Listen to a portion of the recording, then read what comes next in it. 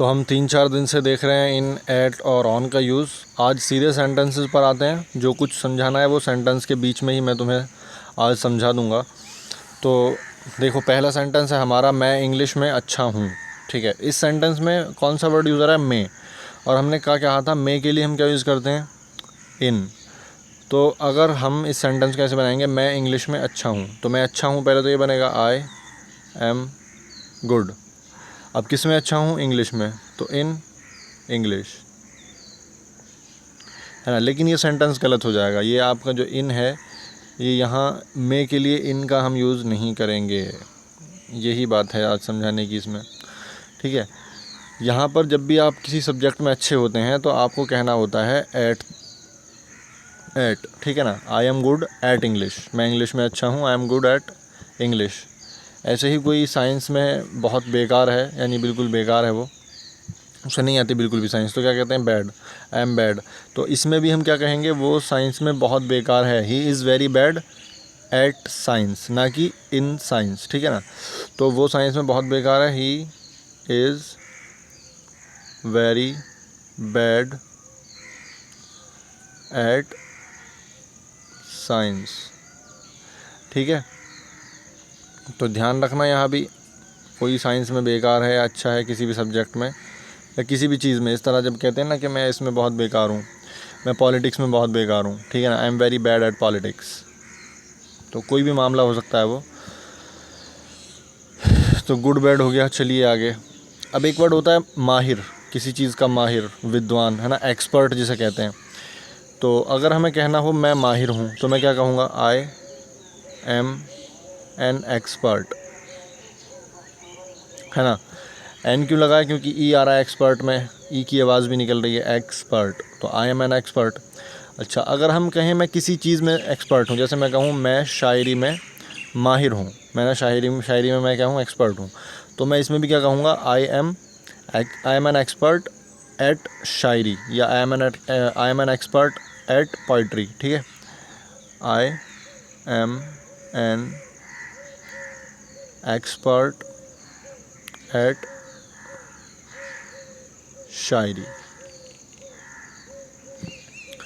ठीक, ये मैंने ऊपर लिख दिया, इसे नीचे ले आते हैं। आई एम एन एट, इसे मैं करता हूँ ठीक, अभी यहाँ से है ये सेंटेंस।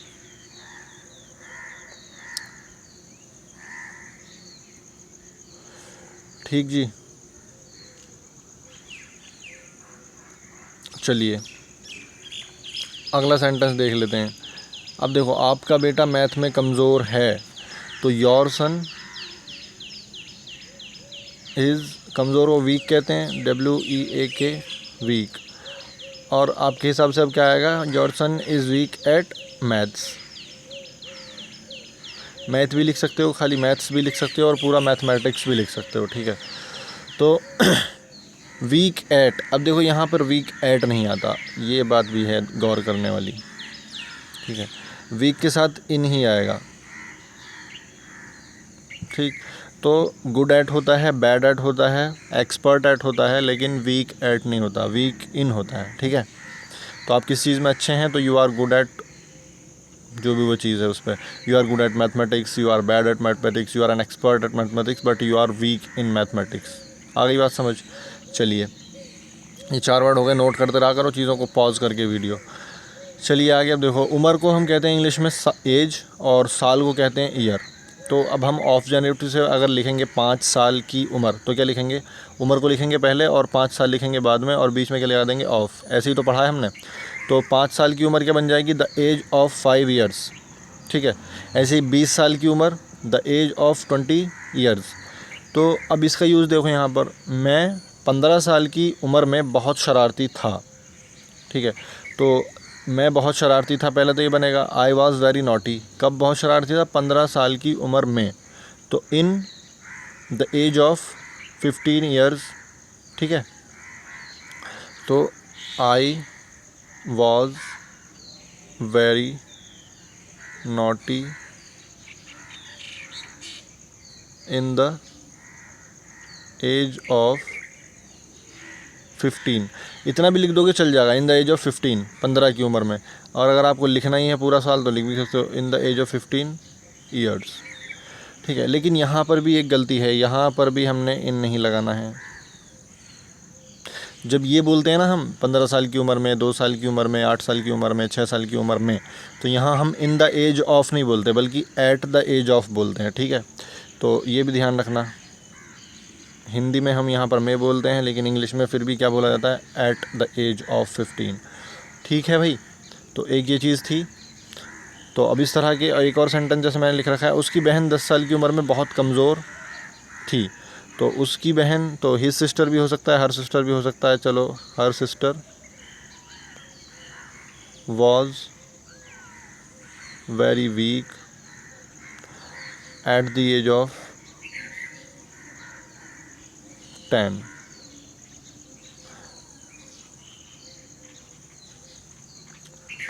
ईयर्स भी आगे हम लिख सकते हैं, ठीक है ना। चलिए आगे। अब देखो, पार्टी शाम में है या शाम को है। जब हम टाइम बताते हैं कोई सा, जब शाम, सुबह और दोपहर, ये जब हम बताते हैं तो इनके साथ हम इन लगाते हैं, शाम को या शाम में, in the morning, in the evening, in the afternoon, ठीक है। तो पार्टी शाम को है तो हम क्या लिखेंगे, the party is in the morning, ठीक है। तो ये तो सिंपल है, इसमें कोई एट वेट नहीं लगाना। इसमें मैं बस ये ऐसे ही लिखा जाता है। मॉर्निंग में भी इन लगता है, सुबह में या सुबह को, ठीक है ना। इन द मॉर्निंग, दोपहर को। अब देखो, मीटिंग सुबह को नहीं थी, ये शाम लिखा है मैंने तो यहाँ इवनिंग कर दें, शाम को इवनिंग कहते हैं। चलिए, मीटिंग सुबह को नहीं थी या मीटिंग सुबह में नहीं थी, तो the meeting was not in the morning, ठीक है। एग्ज़ाम दोपहर को नहीं थे या एग्ज़ाम दोपहर में नहीं थे, तो हम क्या लिखेंगे, the exams were not in the afternoon. तो ये जो टाइम के नाम है ना, सुबह, शाम, दोपहर, अगर किसी को ये नाम याद ना हो, जो चीज़ें वीडियो में ऐसी आती रहती हैं जो आपको नहीं पता है, उनको भी नोट करते रहा करो। और जो मैं चीज़ें बताता हूँ, जैसे मैंने आज आपको बताया कि कहाँ इनकी जगह, मतलब मे की जगह ऐड लगाते हैं हम, तो वो चीज़ें भी नोट करते रहा करो वीडियो पॉज करके, ठीक है। तो ये हो गया in the afternoon, in the morning. इनको मैं थोड़ा सा, चलो इनको ऐसे ही रहने दे, दिख तो रहा है ना आपको सब कुछ। अब देखो, पार्टी रात में है या रात को है, तो अब इसका क्या बनेगा, the party is in the night, है ना। जैसे ऊपर सब बन रहा है, लेकिन ये गलत हो गया है। क्यों? क्योंकि रात, जब हम रात की बात करते हैं रात को, तो उसमें हम इन द नाइट नहीं बोलते, बल्कि हम उसे बोलते हैं खाली एट नाइट, ठीक है, सिर्फ एट नाइट। तो ये फ़र्क है। सुबह को बोलेंगे इन द मॉर्निंग, दोपहर को बोलेंगे इन द आफ्टरनून, शाम को बोलेंगे इन द इवनिंग, लेकिन रात को या रात में क्या बोलेंगे, एट नाइट, ठीक है। इसी तरह से और वर्ड भी हैं जिनके साथ ऐड लगता है। देखो जी, मैं यहाँ लिख दूँ, बस इनके ऊपर सेंटेंस नहीं बना रहा हूँ, मैं आपको बस बता रहा हूँ। यहाँ वीकेंड भी आएगा,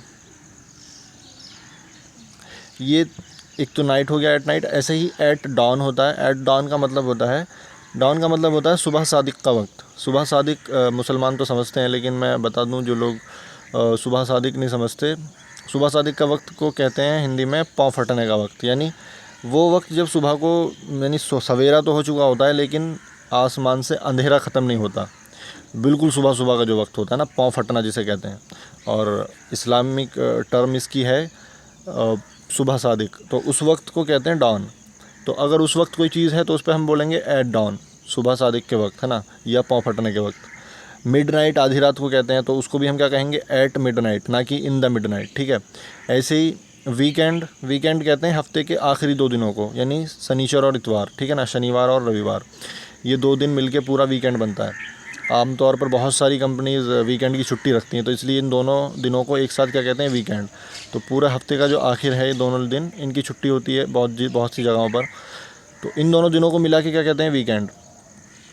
और कभी कभी मतलब कभी कभी क्या, वो फ्राइडे की शाम को चूँकि छुट्टी हो जाती है कंपनी से, और फिर वो शाम से लेके और फिर पूरा संडे तक वो सारा टाइम ही वीकेंड कहलाता है, ठीक है ना।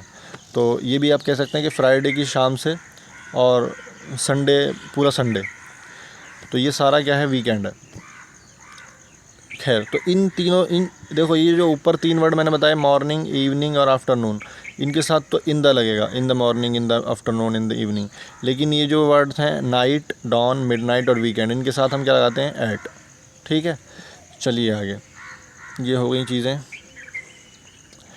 अब हम कहते हैं कि भैया हम सियासत में हैं, सियासत में, राजनीति में, मतलब हम राजनीति में हैं या हम सियासत में हैं, तो क्या कहेंगे, हम राजनीति में हैं तो वी आर इन पॉलिटिक्स। ठीक है, तो ये 2 बार लिख दिया, मैं इसे छोड़ देता हूँ, 1 बार तो लिख ही दिया मैंने, ये ऊपर भी नीचे भी हो गया। चलिए आगे चलते हैं। वसीम अगर फ़ौज में है तो क्या कहेंगे, Wasim is in Wasim is in army, is in army. Bilal अस्पताल में है या अस्पताल में है तो क्या कहेंगे, बिलाल इज़ इन हॉस्पिटल। ठीक है, तो अब ज़रा देखो, ये जो मैं सेंटेंस बोल रहा हूँ, हम सियासत में है, ये मतलब इस ऐसी जगह पे इनको ये सोचो मैं बोल रहा हूँ, जैसे लोग पूछते हैं ना कि आप करते क्या हो, तो ऐसे जो करते हैं उसको बताने के बजाय अपनी फील्ड का नाम लेके हम ये बोल देते हैं कि मैं उसमें हूँ। जैसे अगर कोई आदमी कहीं डॉक्टर है तो वो ये कहता है मैं अस्पताल में हूँ, ऐसे आमतौर पर। कोई आदमी पॉलिटिशियन है तो वो ये कहता है मैं पॉलिटिक्स में हूँ। ऐसे ही कोई आदमी फ़ौजी है तो वो ये ना कह के कि मैं फ़ौजी हूँ, वो ये कहता है कि मैं फ़ौज में हूँ। आ रही बात समझ? तो ये इस तरह के सेंटेंस हैं। तो जब आप इस तरह से बोलते हैं तो उसके आगे बिना दा लगाए आप उस चीज़ का नाम लेते हैं। जैसे we are in the politics कहने की बजाय क्या कहेंगे, खाली we are in politics. Wasim army में है, Wasim is in army. Bilal अस्पताल में है, बिलाल इज़ इन हॉस्पिटल। ठीक है, अब बहुत से लोग स्कूल में पढ़ा रहे होते हैं तो वो क्या कह देते हैं कि मैं एक स्कूल में हूँ, मैं कॉलेज में हूँ, मैं यूनिवर्सिटी में हूँ। ठीक है, या जो पढ़ने वाले लोग हैं वो भी ऐसे कहते हैं कि भाई क्या कर रहे हो आजकल, कि अभी तो कॉलेज चल रहा है, मैं कॉलेज में हूँ, मैं यूनिवर्सिटी में हूँ। ठीक है, तो यहाँ पर अब देखो ज़रा, राजीव कॉलेज में है या राजीव स्कूल में है, राजीव इज़। अब देखो यहाँ कॉलेज में या स्कूल में या यूनिवर्सिटी में, इसके लिए इन यूज़ नहीं होगा, इसके लिए यूज़ होगा एट।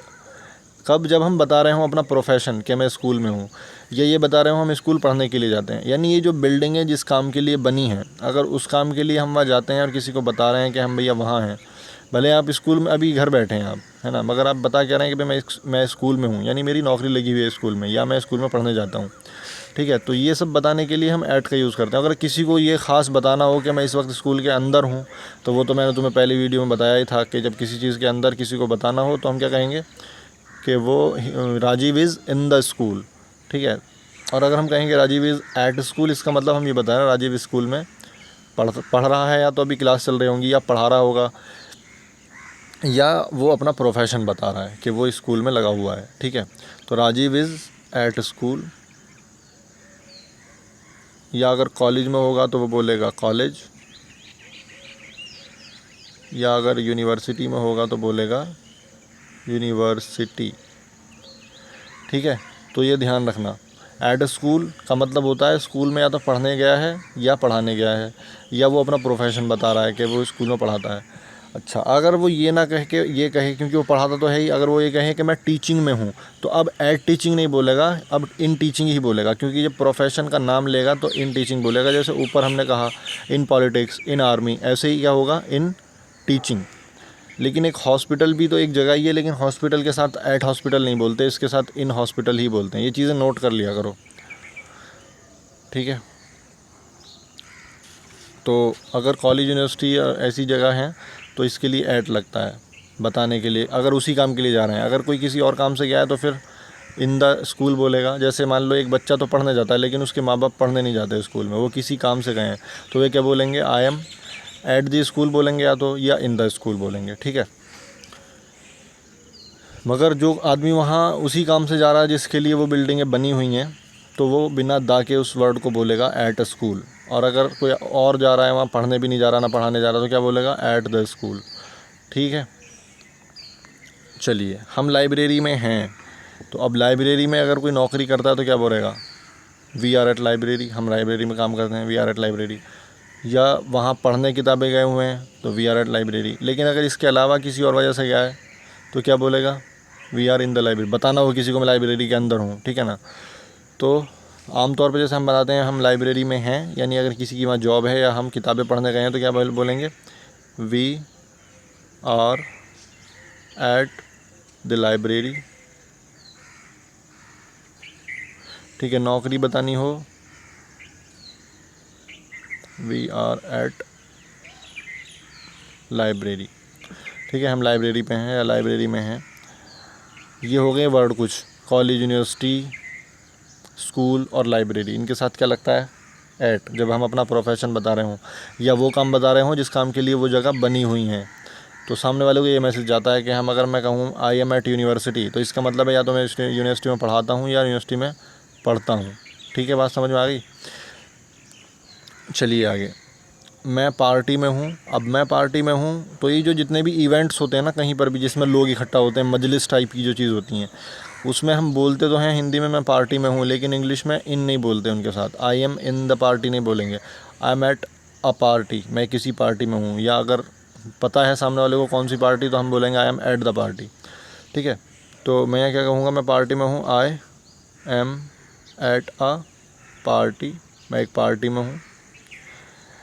तुम मीटिंग में नहीं थे, तो यानी अब हम दोनों को पता है हम कौन सी मीटिंग की बात कर रहे हैं, तो मैं क्या कहूँगा, you were not at the meeting, ठीक है। तुम शादी में नहीं थे, तो यहाँ भी हमें पता है हम कौन सी शादी की बात कर रहे हैं दोनों, तो you were not at the wedding, ठीक है। तो ये कुछ चीज़ें हो गई। अब जो मैंने ऊपर से नीचे तक तुमको बताया है, आमतौर पर वो चीज़ें बताई हैं जहाँ पर मैं, हम हिंदी में बोलते हैं लेकिन इंग्लिश में वहाँ इन का यूज़ नहीं करते, ठीक है। तो इनको समराइज़ कर लेते हैं थोड़ा, मैंने लिख दिया लास्ट में क्या क्या हमने पढ़ा है। देखो, ये जो मॉर्निंग, आफ्टरनून और इवनिंग है, इनके साथ हम इन लगाते हैं, लेकिन नाइट, मिडनाइट, डॉन और वीकेंड के साथ हम एट लगाते हैं। ऐसे हम बोलते हैं कि 15 साल की उम्र में या किसी भी उम्र में, तो हम इन द एज ऑफ नहीं बोलेंगे, क्या बोलेंगे, एट द एज ऑफ। ऐसे ही अगर हम किसी चीज़ में अच्छे हैं या बुरे हैं या उसमें माहिर हैं तो हम क्या बोलेंगे, गुड एट या बैड एट या एक्सपर्ट एट। और अगर हम किसी चीज़ में कमज़ोर हैं तो हम वीक एट नहीं बोलेंगे, वीक इन बोलेंगे। ऐसे ही अगर हम यूनिवर्सिटी में काम करते हैं या पढ़ते हैं, स्कूल में काम करते हैं या पढ़ते हैं, कॉलेज में काम करते हैं या पढ़ते हैं, काम करना नहीं है तो पढ़ते हैं या पढ़ाते हैं, और कोई अगर काम करते हो तो तब नहीं, ठीक है, तब भी चल जाएगा वैसे। तो अगर आप वहाँ काम करने के लिए जाते हैं तो क्या कहेंगे, हाँ ये ठीक है, अगर आप वहाँ जॉब करते हैं, कोई भी जॉब करते हैं, तो आप एट लगा के उस जगह का नाम ले लेंगे बस, ठीक है। अगर कोई स्कूल में जॉब करता है तो वो क्या बोलेगा, आई एम एट स्कूल, मैं स्कूल में हूँ, ठीक है, स्कूल में लगा हुआ हूँ यानी मैं। और अगर वो बोलेगा I am in the school, इसका मतलब है वो स्कूल में है, बस वो अपनी मौजूदगी बता रहा है, स्कूल के अंदर होना। तो ये सिचुएशन के हिसाब से है। आपको अगर मौजूदगी बतानी हो कि मैं स्कूल के अंदर हूँ तो आप कहिए I am in the school. आपको ये ज़रूरत पड़ रही है किसी को बताने की कि आप करते क्या हो, तो आप कह सकते हो I am at the school, मैं स्कूल में लगा हुआ हूँ, ठीक है, आई एम एट स्कूल। और अब अगर कोई कहेगा I am at the school, इसका मतलब हो जाएगा कि आप स्कूल में लगे हुए तो नहीं हैं, लेकिन आप स्कूल के अंदर हैं और स्कूल में किसी और काम से गए हैं, जैसे अपने बच्चे की शिकायत करने गए हैं या फ़ीस जमा करने गए हैं, इस तरह के और अलग काम, ठीक है। मगर हॉस्पिटल, आर्मी, पॉलिटिक्स, ये प्रोफेशन के आप नाम ले रहे हैं तो आप इन ही लगाएंगे, ठीक है। टीचिंग अगर आप बोलेंगे आई एम इन टीचिंग तो इन लगाएंगे, और अगर ये कहेंगे मैं स्कूल में हूँ तो आप बोलेंगे एट स्कूल। ऐसे ही पार्टी हो या मीटिंग हो या वेडिंग हो या कॉन्फ्रेंस हो, ये जो मजलिसें होती हैं, बहुत सारे लोग इकट्ठे होते हैं, इवेंट्स होते हैं ये, तो इनसे पहले हम एट लगाते हैं। जब हम बोलते हैं ना मैं पार्टी में हूँ तो मैं बोलूँगा आई एम एट पार्टी, ठीक है ना, I am at a party, I am at a wedding. तो ये चीज़ें हो गई क्लियर। कल की वीडियो में फिर से कुछ और चीज़ें डिस्कस करेंगे, अभी के लिए बस इतना ही, बंद कर देते हैं। आप प्रैक्टिस कीजिएगा इसकी।